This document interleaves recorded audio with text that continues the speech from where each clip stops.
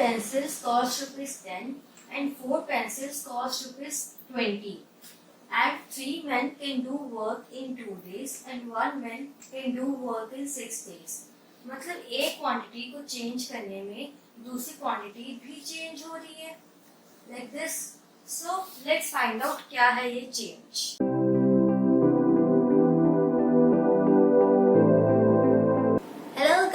Welcome back to my channel. आज का हमारा टॉपिक है डायरेक्ट एंड इनवर्स प्रोपोर्शंस.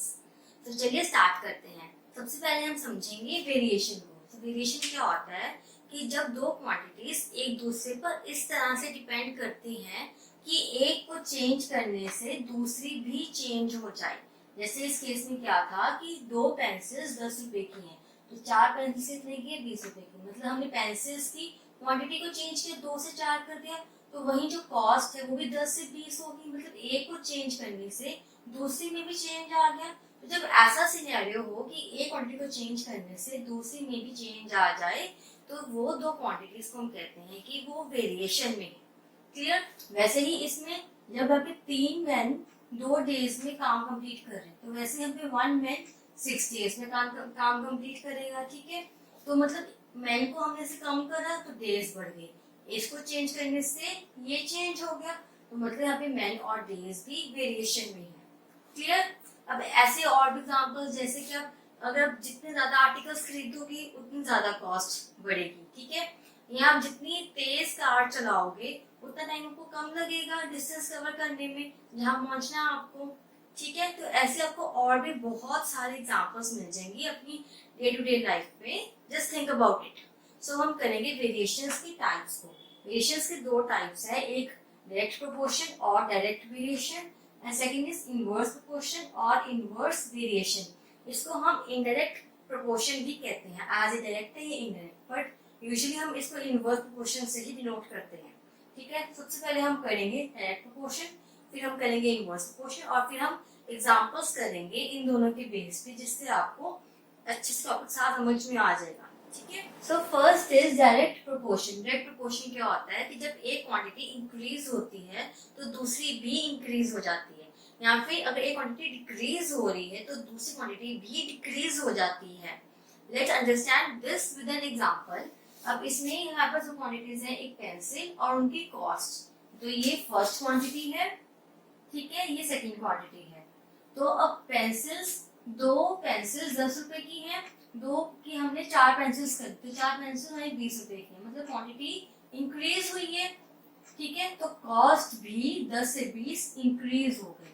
अब यहाँ पर क्या है कि यहाँ पे मैंने क्वांटिटी क्या है, बस क्या है, आर्टिकल, और एक यहाँ पे उसकी कॉस्ट. अब यहाँ पे क्या है कि 50 आर्टिकल 1000 रुपए के हैं और 10 आर्टिकल 200 रुपए. यानी कि जो आर्टिकल की क्वांटिटी है वो डिक्रीज हुई है ना, और जो कॉस्ट है वो भी डिक्रीज हुई है. तो अगर एक क्वांटिटी इंक्रीज होती है और दूसरी भी उससे दूसरी भी इंक्रीज हो जाती है, और अगर दूसरी क्वांटिटी डिक्रीज होती है उससे दूसरी भी डिक्रीज हो जाती है, तो दैट मींस कि वो दो क्वांटिटीज, यानी पेंसिल और कॉस्ट, यहाँ पे आर्टिकल और कॉस्ट, ये दो क्वांटिटीज डायरेक्ट प्रोपोर्शन में है. ठीक है. मतलब अब पेंसिल को हमने x ले लिया, कॉस्ट को हमने y अज्यूम कर लिया, तो x इंक्रीज हुआ फर्स्ट केस में, y भी इंक्रीज हो गया. यहाँ पर आर्टिकल को हमने x लिया, कॉस्ट को हमने y लिया, तो यहाँ पर x डिक्रीज हुआ तो y भी डिक्रीज हो गया. जब ऐसा सिनेरियो हो कि दोनों इंक्रीज हो रहे हैं या फिर दोनों डिक्रीज हो रहे हैं, तो दैट मीन्स दोनों क्वांटिटीज डायरेक्ट प्रोपोर्शन में है. क्लियर. तो अब क्या होगा कि जब क्वांटिटीज डायरेक्ट प्रोपोर्शन में होती हैं तो उनकी रेशियो क्या बनती है, x/y is equals to k. ये फॉर्मूला होता है quantities when they are in direct proportion. तो k क्या है, एक कांस्टेंट है. तो जब हमारे पास ये फॉर्मूला होता है तो हम इस फॉर्मूले को कैसे लिखते हैं, x1/y1 is equals to x2/y2 is equals to x3/y3 is equals to and so on is equals to k. तो अब ये चीज क्या है कि जब भी क्वेश्चन दिया हो, ठीक है, उसको आपका हमेशा टेबल आपने इस तरह से बनाना है. ऊपर हमेशा x लिखना है, नीचे हमेशा y लिखना है, इस तरह से. ठीक है. और जो नंबर्स होंगे, जैसे जो x के वैल्यूज होंगी, उनको इस तरह से टेबल फॉर्म में लिखना है. ठीक है. ऑलरेडी डायरेक्ट प्रोपोर्शन में होती हैं तो x upon y is equal to k होता है। जो उनके ये x1 x2 के है, जैसे ये x1 है, ये x2 है, ये y1 है, ये y2 है, कि जो x1 अपॉन y1 की जो रेशियो होगी वही x2 अपॉन y2 की रेशियो होगी, वही x3 अपॉन y3 की रेशियो होगी। मतलब इनकी रेशियो एक कांस्टेंट नंबर होगा। आइए चेक करते हैं। अब x1 हमारे पास क्या है 2, y1 हमारे पास क्या है 10, तो इसको सॉल्व करके हमारे पास क्या है 1/5, ठीक है। अब यहाँ हमारे पास x2 क्या है 4, y2 क्या है 20, तो सॉल्व करके भी हमारे पास 1/5 आया। मतलब ये रेशियो इनकी सेम आ रही है, तो ये रेशियो जो 1/5 है ये है k के इक्वल, ठीक है। तो समझाने का मतलब ये है कि जब दो क्वांटिटीज डायरेक्ट प्रोपोर्शन में हो तो जो उनके काउंटर पार्ट्स की जो रेशियो होती है इन दोनों की और इन दोनों की रेशियो वो एक कांस्टेंट नंबर होता है, ठीक है। आपको कहा जाएगा, वो टेबल दिया जाएगा कि ऐसे आपको चेक करना है कि वो टेबल की जो सारी वैल्यूज हैं डायरेक्ट प्रोपोर्शन में है या नहीं, तो उनको आप इस तरह से डिवाइड करके कांस्टेंट की इक्वल रख के आप चेक कर सकते हैं कि वो डायरेक्ट प्रोपोर्शन में है या नहीं। बाकी मैं आपको इसमें एक क्वेश्चन भी एक्सप्लेन करूंगी तो आपको समझ में आ जाएगा ये चीज। अब आते हैं इनवर्स प्रोपोर्शंस पे। ये डायरेक्ट प्रोपोर्शन से बिल्कुल उल्टा है। डायरेक्ट में क्या था कि एक इंक्रीज हो तो दूसरा भी इंक्रीज होता है और एक डिक्रीज हो तो दूसरा भी डिक्रीज होता है ना। बट इनवर्स में क्या होता है कि अगर एक इंक्रीज हो रहा है तो दूसरा डिक्रीज होएगा और अगर एक इंक्रीज हो रहा है तो दूसरा डिक्रीज होएगा, ठीक है। तो जैसे अगर एक की स्पीड जैसे 60 से 75 मतलब इंक्रीज हो रही है तो टाइम है तो 5 से 4 टाइम डिक्रीज हो। मैन 3 से 1 मैन डिक्रीज हो रहे हैं तो वर्क 2 से 6 मतलब इंक्रीज हो रहा है। इसमें उल्टा है। डायरेक्ट में सेम था बट इनवर्स में उल्टा है। अब यहाँ पे स्पीड हमारे पास x, टाइम y, यहाँ पे मैन x, वर्क y। आपको x हमेशा इस तरह से लिखने, x ऊपर y नीचे। तो यहाँ पर x डिक्रीज y इंक्रीज, यहाँ पर x इंक्रीज y डिक्रीज। तो जब ऐसा सिनेरियो हो जिसमें एक इंक्रीज हो दूसरा डिक्रीज हो या फिर दूसरा डिक्रीज हो ये इंक्रीज हो, तो उस केस में जो दो क्वांटिटीज हैं वो उससे वो होती हैं इनवर्स प्रोपोर्शन में। क्लियर? जैसे यहाँ पर स्पीड और टाइम इनवर्स प्रोपोर्शंस में हुई, वैसे यहाँ पर मैन एंड वर्क भी इनवर्स प्रोपोर्शन में हुई। तो तब फॉर्मूला क्या बनता है हमारे पास x y is equals to k. यहाँ पे कांस्टेंट किसके इक्वल है x इंटू वाई की, where x1 y1 is equals to x2 y2 is equals to x3 y3 is so on is equals to k, ठीक है। Direct में x upon y k के equal था, inverse में x into y k के equal. ये difference है दोनों के फॉर्मूलाज में, ठीक है। यहाँ पर x1 की है 3 y1 2, यहाँ पर x2 1 y2 6 हम चेक करेंगे अभी। तो x1 इंटू y1 मतलब 3 इंटू 2 किसके इक्वल हुआ 6 के, x2 इंटू y2 मतलब 1 इंटू 6 किसके इक्वल हुआ 6 के। मतलब ये सेम आ रहा है, इन दोनों की मल्टीप्लिकेशन है वो सेम है 6, तो which is equal to k। मतलब इन तो मतलब कि जो काउंटर पार्ट्स होते हैं x5 के टेबल के पार्ट्स होते हैं, अगर वो उनकी जो मल्टीप्लिकेशन है वो सेम आए, एक और से नंबर आए, दैट मीन्स कि जो उनके जो टेबल है वो पूरा इनवर्स प्रोपोर्शन में है, ठीक है।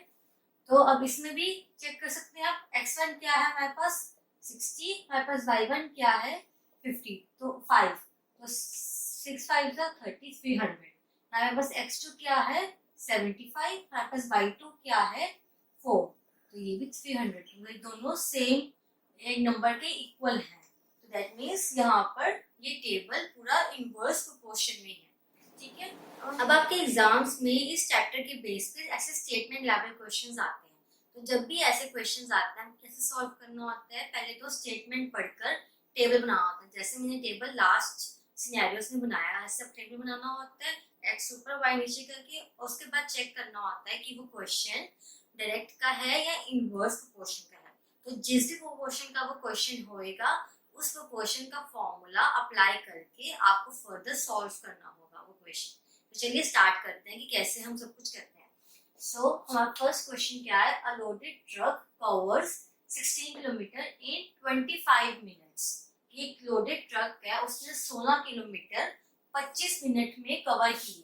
At the same speed how far it can travel in 5 hours, कि उसी स्पीड पर वो 5 घंटों में कितना डिस्टेंस कवर करेगा, हमें ये फाइंड आउट करना है।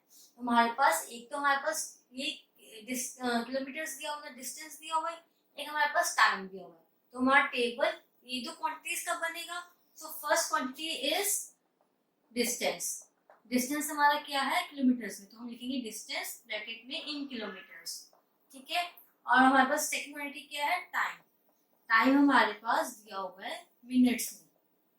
अब आप सोच रहे हो कि टाइम यहाँ पर 5 आवर्स आज में दिया हुआ है, तो हमने मिनट्स को लिखा, बिकॉज 25 मिनट्स को हम आवर्स में कन्वर्ट करेंगे तो वो फ्रैक्शन फॉर्म में आ जाएगा। और अगर हम आवर्स मिनट में कन्वर्ट करेंगे तो एक सिंपल नंबर आएगा, तो इसलिए हमने टाइम मिनट्स में किया कि हमारी कैलकुलेशन इजी हो जाए। तो अब क्या है हमारे क्वेश्चन में कि 16 किलोमीटर से कितने में कवर किए, 25 मिनट्स में, ठीक है। अब उसी स्पीड पर वो कितना दूर जाए, कि वो कितना दूर गया कि उसे 5 घंटे में उसी स्पीड पर उसे कितना डिस्टेंस कवर किया, मतलब 5 आवर्स। तो 5 आवर्स कितने मिनट्स हुए, 5 into 60 which is equal to 300 minutes, कि 300 मिनट में उसने कितना डिस्टेंस कवर किया। हमें ये डिस्टेंस निकालना है, ठीक है। तो अब क्या है क्वेश्चन कि आप लिखा होगा सेम स्पीड में, ठीक है। मतलब कि अब हमें चेक करना है कि ये क्वेश्चन डायरेक्ट का है या इनवर्स का। तो वो चेक करने से पहले आप ये चीज को ध्यान समझो कि सेम स्पीड है, ठीक है। अब जब सेम स्पीड है तो 5 मिनट में वो थोड़ा सा आगे जाएगी, 10 मिनट में वो थोड़ा सा और आगे जाएगी, आधे घंटे में थोड़ा सा और आगे जाएगी, है ना। जब उसकी स्पीड सेम है, स्पीड चेंज नहीं हो रही है, तो अब कम टाइम में वो कम डिस्टेंस कवर करेगी, तो ज्यादा टाइम में ज्यादा डिस्टेंस कवर करेगी। तो मतलब कि जब अगर ये जो टाइम है ये कम है तो डिस्टेंस कम है, ये टाइम ज्यादा है तो डिस्टेंस ज्यादा कवर करेगी। क्यों, क्योंकि स्पीड सेम है। तो मतलब ये केस हुआ हमारा डायरेक्ट प्रोपोर्शन का, ठीक है। तो lesser the time lesser the distance covered, more the time more the distance covered. तो अगर ये कम है तो ये भी कम है, ये ज्यादा है तो ये भी ज्यादा है। अगर तो होल इन होल कि अगर तो अब यहाँ पर क्या कि टाइम बढ़ रहा है, टाइम इंक्रीज हो रहा है, तो हमारा डिस्टेंस भी इंक्रीज होएगा, ठीक है। समझ आ गया कि हमने कैसे चेक किया कि डायरेक्ट का है ये इनवर्स का। तो अब डेट का फॉर्मूला क्या है हमारे पास, x upon y is equals to k, ठीक है। उसके काउंटर पार्ट का फॉर्मूला क्या होता है, x1 upon y1 is equals to x2 upon y2। हमारे पास x1 क्या है यहाँ पर 16, हमारे पास y1 क्या है यहाँ पर 25, और x2 हमारे पास क्या है, ये तो हमने इसको x अज्यूम कर लिया, ठीक है। मतलब 300 मिनट में वो loaded truck x distance cover करेगा, तो इसको हमने x अज्यूम किया, यहाँ पे x लिखा, नीचे हमारे पास क्या आएगा, y2 हमारे पास क्या है 300। तो इस इक्वेशन को हम सॉल्व करके x की वैल्यू निकाल लेंगे। तो सॉल्विंग दिस क्रॉस मल्टीप्लिकेशन करके क्या आएगा हमारे पास, x is equals to 16 into 300 upon 25. So solving this we get is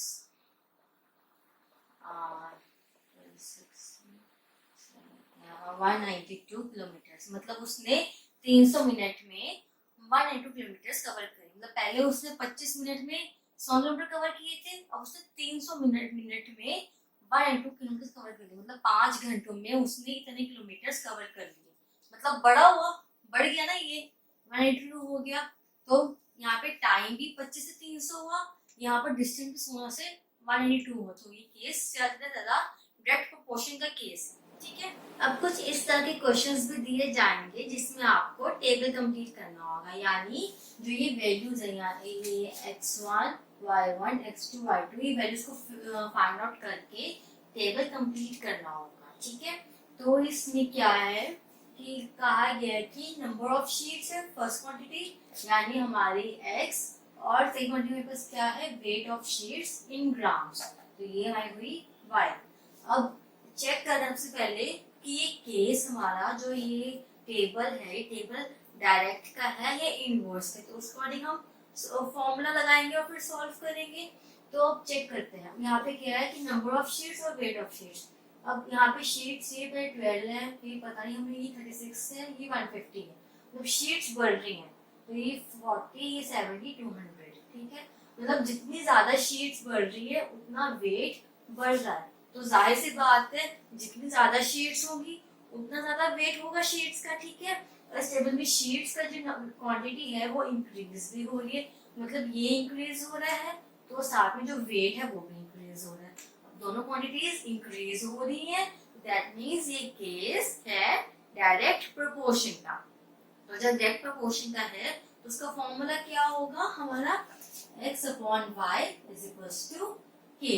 तो जैसे क्वांटिटी पार्ट्स का फॉर्मूला हम लगाकर इनकी वैल्यू सॉल्व कर सकते हैं। तो मतलब क्या होगा, क्वांटिटी पार्ट्स का formula x1 upon y1 is equals to x2 upon y2 is equals to x3 upon y3 is equals to x4 upon y4 is equals to x5 upon y5 is equals to k। तो अब इस फॉर्मूले में ये सारी values put करके हम इन particular के हम वैल्यूज निकाल सकते हैं, ठीक है।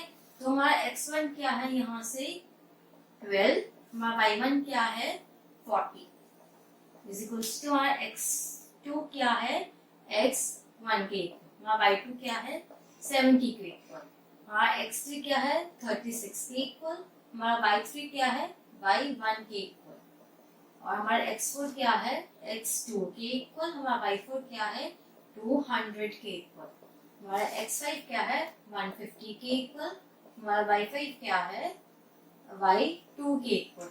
हमारे पास ये एक सिनेरियो आ गया, हमारे पास ये एक इक्वेशन आ गई है। अब हम इसमें इनकी वैल्यूज फाइंड आउट कर लेंगे, किस तरह, इस वैल्यू इन सबको हम इससे इक्वेट करेंगे जिससे हम वैल्यूज निकाल लेंगे। सबसे पहले हम निकालते हैं x1 की वैल्यू, हमारी x1 की वैल्यू क्या होगी, इसे क्रॉस मल्टीप्लाई कर देंगे तो 12 into 70 डिवाइड बाय 40 होएगा, तो करना आते हैं क्रॉस मल्टीप्लाई करना। तो solving this I get is 21, मेरी x1 की वैल्यू कितनी हुई 21। अब y1 की वैल्यू निकालेंगे, y1 की वैल्यू कैसे होएगी 12 into y1 is equals to 40 into 36, तो 14 36 ऊपर आ गया, 12 डिवाइड हो गया। मैं शॉर्ट में बता रही हूँ, बट आपको मतलब ये अकेले को इन सबको इससे इक्वेट करना है और इनकी वैल्यूज निकालनी है, तो वो इस तरह से बनेगी, ठीक है। ये आप खुद भी कर सकते हैं, बहुत इजी चीज है। सो 4 3 is 120, हमारी y1 की वैल्यू क्या आ गई 120। अब हमारी x2 की वैल्यू क्या होगी 12 into 200 divide by 40, so 12 into 200 upon 40, so which is equals to 60। हमारी x2 क्या है 60 के इक्वल। अब y2 की वैल्यू क्या आएगी 12 into y2 is equals to 40 into 150, तो 12 डिवाइड हो जाएगा, मतलब 40 into 150 अपॉन 12, क्लियर। तो हमारे पास क्या आएगा यहाँ से ये 3 के एंड ये 50, हमारा y2 क्या हो गया 500 के इक्वल, क्लियर। तो इस तरह से आप टेबल की वैल्यूज को निकालते हैं, मतलब चेक करते हैं कि वो टेबल कौन से प्रोपोर्शन का है, आपको पता चल जाता है कि कौन सा प्रोपोर्शन क्या, उसके बाद उसका फॉर्मूला अप्लाई करते हैं और इस तरह से जो वैल्यू गिवन होती है ऑलरेडी में उस वैल्यू से इक्वेट करके आप सभी बाकी सभी वैल्यूज निकाल सकते हैं। So the next question is 6 cows can graze a field in 28 days। 6 cows एक फील्ड को 28 डेज में ग्रेज कर रही हैं। How long would 14 cows take to graze the same field? उसी सेम फील्ड को 14 cows को टाइम लगेगा। सो हमारे पास क्वांटिटीज क्या है, एक तो काउ है, एक डेज है। तो सबसे पहले हम टेबल बनाएंगे, तो विच इज ऊपर लिखेंगे हम काउस को, लिखेंगे हम डेज को, बिकॉज 6 काउस को 28 डेज लग रही है। हमें निकालना क्या है कि 14 काउस को कितने डेज लगेंगे वही फील्ड को ग्रेज करने में। अब आपको एग्जांपल देती हूँ, अगर बस एक जगह में आपको काम करना है, आप उस जगह में 2 बंदों को भेजोगे तो उनको टाइम ज्यादा लगेगा, उसी जगह में अगर आप 4 बंदों को भेज दोगे, उनको टाइम कम लगेगा काम करने में। तो वैसे केस यहाँ पर है, काउस कम है, मतलब 6 है, तो टाइम लगेगा ज्यादा 28 डेज। अगर काउस ज्यादा हो जाएंगी तो टाइम लगेगा कम वो फील्ड रेस करने में। मतलब अगर आप काउस बढ़ा देंगे, हमारे जो दिन है वो कम हो जाएंगे। बस फील्ड तो एक ही है ना, सेम फील्ड है ना, पहले कम काउस थी तो दिन ज्यादा लगेंगे। अब काउस का नंबर उन्होंने बढ़ा दिया तो हमें डेज कम लगेंगे, जाहिर सी बात है।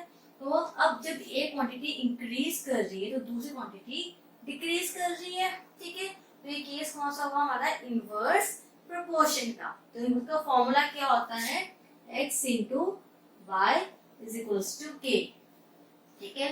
तो आगे पार्ट्स का फॉर्मूला क्या होता है, x1 into y one is equals to x2 into y two. अब हमें निकालना है ये, तो हमने इसको y एज्यूम कर लिया, ठीक है। तो हमारा x1 क्या हमारे पास 6, y1 क्या हमारे पास 28, बस x2 क्या है 40, हमारे पास y2 क्या है y8 पर। y को सॉल्व कर लेंगे, हमारे पास यहाँ पे y आ जाएगा। तो 6 into 28 divide by 14, so which is equals to 12। मतलब 6 काउस को 28 दिन लगे थे, 14 काउस को 12 दिन लगेंगे वो फील्ड को ग्रेस करने में, ठीक है। सबसे इम्पोर्टेंट क्या होता है इन क्वेश्चंस में, टेबल बनाना। अगर मैं टेबल बना लिया तो आपका क्वेश्चन अपने आप सॉल्व हो जाएगा, बिकॉज उसमें आपको दिया होगा क्वेश्चन में कि कैसे कैसे सब कुछ है। तो सबसे इम्पोर्टेंट क्या होता है, टेबल बनाना। टेबल अच्छे से आप बना लिया, आपने टेबल सही बना लिया तो क्वेश्चन सॉल्व करना आगे बहुत इजी हो जाता है ना। सो नेक्स्ट इज, हमें ये टेबल दिया गया है और कहा गया है कि x and y are in inverse proportion, और आपको ये टेबल कंप्लीट करना है। जैसे हमने डायरेक्ट में किया था, उसमें हमने पहले फाइंड आउट किया था कि वो टेबल डायरेक्ट में है या इनवर्स में है। उसका हमने डायरेक्ट का फॉर्मूला अप्लाई करके सारी वैल्यूज निकाली थी। बट इस क्वेश्चन में हमें ऑलरेडी गिवन है कि जो x एंड y है वो इनवर्स प्रोपोर्शन में। तो हम क्या करेंगे, हम सिंपली इनवर्स प्रोपोर्शन का फॉर्मूला लगाकर जो ये वैल्यूज हैं y1, x1, x2, y2, इनकी वैल्यूज निकाल देंगे और टेबल को फिल कर लेंगे, है ना। सो डूइंग दैट हमारे इनवर्स प्रोपोर्शन का फॉर्मूला हमारे पास क्या है, xy is equals to k। तो इस फॉर्मूले को यूज करके हम की वैल्यूज निकाल लेंगे। अब तो इनके काउंटर पार्ट्स का फॉर्मूला हमारे पास क्या है, x1 into y1 is equals to x2 into y2 is equals to x3 into y3 is equals to x4 into y4 is equals to x5 into y5 is equals to k, correct. अब इसमें values put करते हैं और इनकी values निकालते हैं।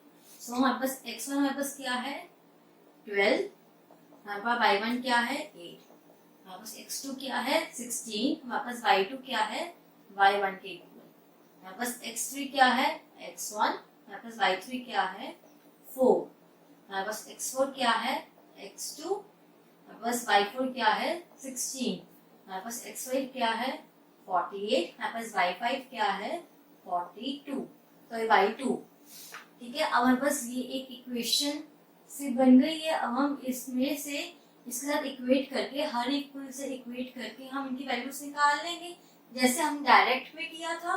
सो सबसे पहले निकालेंगे y1 की वैल्यू।